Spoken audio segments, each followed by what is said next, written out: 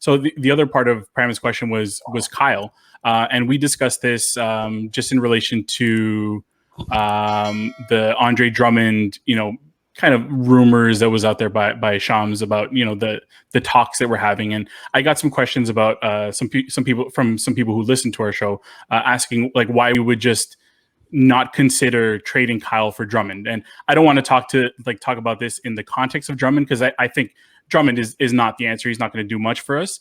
But, would they consider a Kyle move at this point for anybody else? Or like, is this going to be the last season that Kyle's going to be around in a Raptors uniform, I guess? I mean, I think the only way Kyle gets traded is if he asks for a trade. I don't think there's any way the organization is actively pursuing it. I think it would take Kyle to actually go to the front office and say he'd like to move on. And if I'm being perfectly honest, I can't see a trade out there that changes the Raptors' ceiling dramatically. Those players that you would get for Kyle Lowry to do that would not be available. And what's interesting also is that you look at the contending. So if a team were to trade for him, it'd have to be a contender. And if you look at the contending teams who really could use a Lowry to really just increase their odds, most of them have depleted their asset base. I mean, like the Lakers depleted a lot for AD, Clippers with Paul George. Like a lot of these teams have used up their draft picks / young player pools. So I'm not saying no. I mean, there's always a move to be made that we just don't see. And I don't know. I mean, I could see it going either way, but I don't think it's as simple as, okay, it's time to move on from him or it's the right time. They're ready to go to like that next core. He's getting older. He wants to win.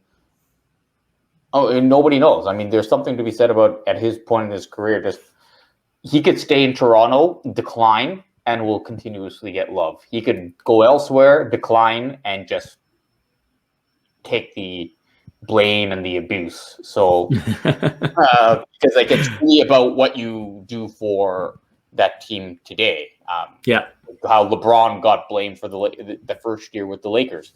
He's no Kobe, whatever. So.